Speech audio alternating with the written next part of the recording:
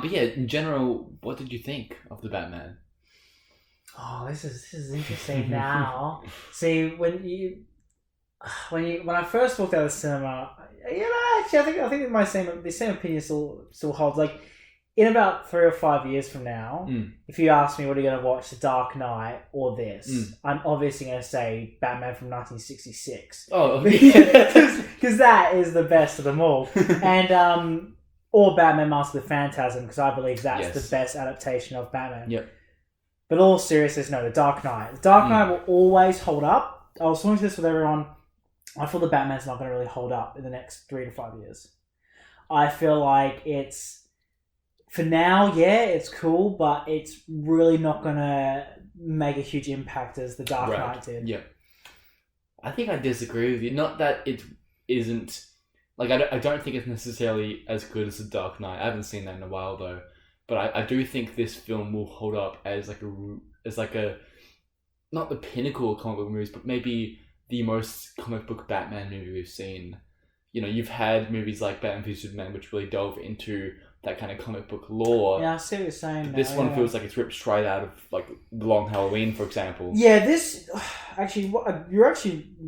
this really helps what I was going to say, because this actually feels like you got the best of both worlds. You kind of have that real realism that The Dark Knight has, but you also got that real all over out of control, especially with the ending, which we'll talk about in the spoilers. Yeah, that like something like the comics or like something like really like cartoon would have.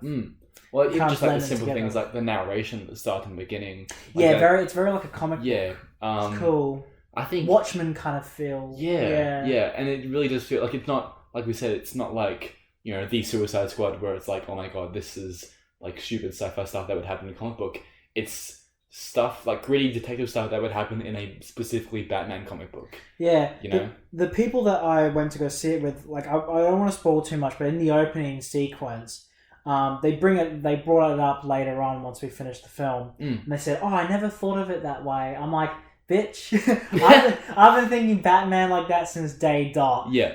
The only thing is that the mediums that we've been seeing it in have not really touched upon it. Yeah. There is one video game which I will mention that does touch upon it. Yeah.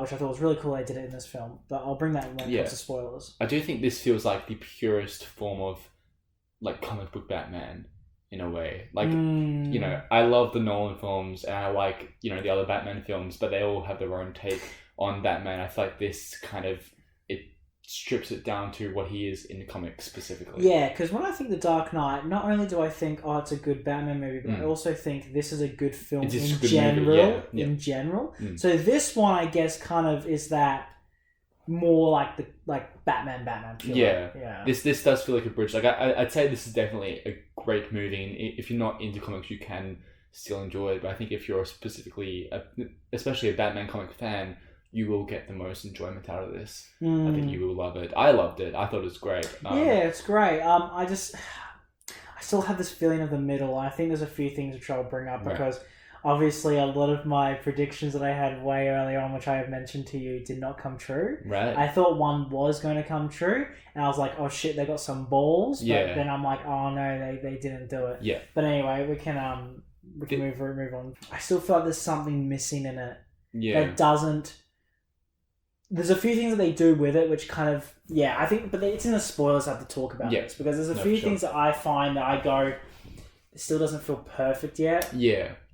No, I don't think it's necessarily perfect. I just think it feels like a complete story. And they're going to continue it, obviously, but I think... I think the issue is I don't want them to continue exactly. it. I think there's a few things that happen in it, I think towards the end in particular, that make me go... Oh no, you shouldn't have done that. Yeah, or that was very studio heavy. And I'm like, I think I understood that this Batman movie was like their, DC's, what's the word? Backup plan or plan C or something, you know? Yeah. I'm a bit annoyed by that. It kind of feels like they're adopting like a Christopher Nolan approach where they're trying to create this Batman universe, you know, like kind of edging out the other superhero stuff and just having a singular universe, but like they're still kind of building upon that. I feel like they could... See, Christopher Nolan always used to say when he did his films, he always approached them like they're their own thing. One at a time. Like if you think about Batman Begins, the Joker card at the end, that Mm. was definitely studio influence. Yeah. I think he believed. We're very, very similar thing in this film. I Yeah, think. there is a very similar thing that happens in this, and it frustrates me a little bit that they have to make these movies all connected and all be this one long thing. Yeah. And I think, because I was really hoping of walking into this thinking this is going to be its own thing. Yeah. But nah, it obviously has to be connected to something bigger, and that's kind of what made me get a bit disappointed with it. What do you think of Robert Pattinson as Batman? Yeah, we should talk about the cast before we go further into the story and bits and pieces. I love his Batman. Oh, okay, yeah. I love his voice. Not towards the end. One of my mates did pick up on saying they got a bit annoyed towards it because he started getting the gruff kind of like Christian Bale. The Christian Bale stuff, yeah. But I was really liking the... I'm going to reference them because they didn't do anything with it, but like the Val Kilmer and Clooney Batman where they didn't really have two different voices. Yeah. No, I really liked that, and that they did it with this one where he kind of was still speaking the same in a way. Okay. He has a persona of Batman and a persona as Bruce Wayne, but he doesn't alter his voice in a way where it's like he doesn't force it's like Adam West. Right. Okay, if you watch the Adam West shows, you can tell how subtle the difference between him and Batman is. Yep. That's what they did in this, and I really liked it. I don't know if I saw it a second time. I kind of picked up when he's with well, not Commissioner Gordon, but Gordon. Yeah. In this film, Jeffrey Wright's character, he. Well, I believe is one of the best Commissioner Gordons. Oh yeah, I think he's great. I think he's fantastic as Commissioner Gordon. This type of Commissioner Gordon. Yeah, and I do want to talk about him a bit later on. But I find that when obviously we just talked about Batman, he in this film does have kind of two separate voices: his Bruce Wayne voice and his Batman voice. But I did find that when he was with Gordon, he kind of did more towards his Bruce Wayne voice because he kind of trusts him a bit more. I think there's a particular scene. There's a scene towards the end where it's very like, oh shit. Or even then, like I think straight up in the car park, it does feel like he's got that kind of soft tone of Bruce Wayne that you hear in like the early Bruce Wayne scenes. I thought that was interesting. Yeah, we don't really get to see too. What's a good thing, but also a bit of a is that we don't get to see much of Bruce Wayne, which is really cool because I know a lot of people would know about that with like Dark Knight Rises and bits and pieces. Like we didn't get enough Batman. It's a good thing, but also it's a bad thing because Batman's the character's whole big thing is that he is two separate entities. Yeah. I think it was kind of. But this story makes sense for there to be more Batman than there is Bruce Wayne. Oh yeah, for sure. And I think they also. I love how Bruce Wayne still kind of blends in though. Like sometimes I think you've seen from the trailers. Like sometimes he's just normal Bruce Wayne, but with like a hoodie and bits and pieces. Yeah, like, that's cool seeing that. Yeah, yeah. And just kind of playing the fact that Batman. That's who he is. Yeah, he is who he is. His mask is Bruce Wayne. There's like a line about that as well. Mm. But I think the fact that this is so Batman heavy is like obviously like playing into that. Mm. I did love him as Bruce Wayne though. Like he kind of at times he felt this bratty little child.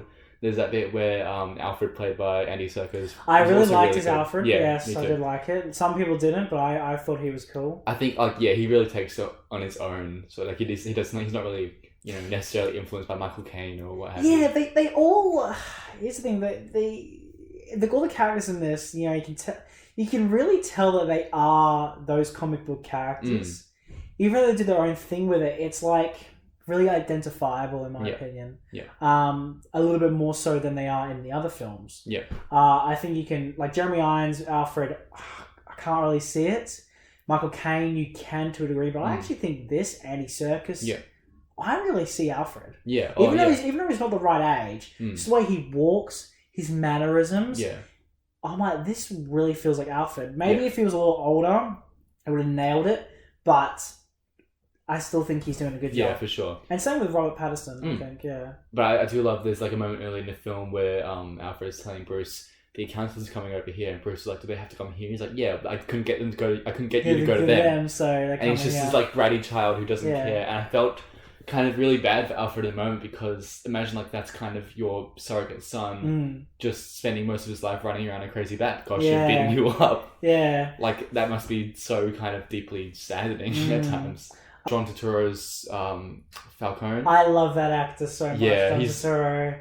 I He thought just it, has such this creepy sense about him as well. he does, but like I'm thinking back to like Transformers. Like, He's come a long way. he's come a long way, that man.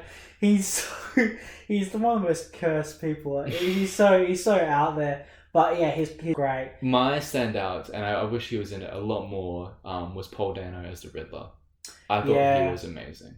He the funny thing about it is that he really feels like one of those kind of people on the internet. Like he feels so realistic. He's so realistic as like a Redditor or like a red pill Redditor. Yeah, or like a really like out there like a live streamer. You know, like it's really cool that they delve into that, and it's perfect. But I felt like.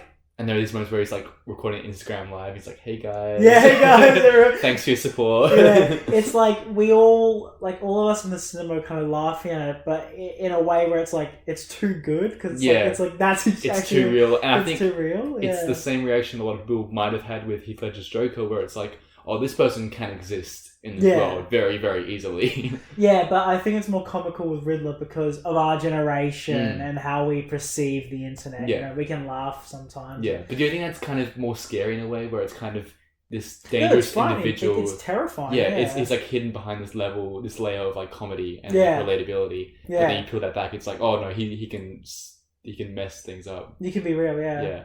It's just like Heath Ledger's Joker. Like that guy can exist. Yeah, and like I just love the bit.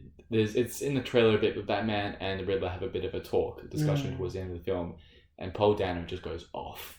He is so. He is good a fantastic actor, and he's brilliant in Prisoners. Have you seen Prisoners? I have not yet. I need to. He is really good in that. Yeah.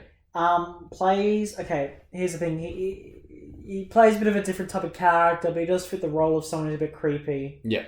I think he's really cool, and I've actually seen what he's like off screen, and he's like the fucking sweetest kid. He's absolutely. the guy kid who plays Joffrey.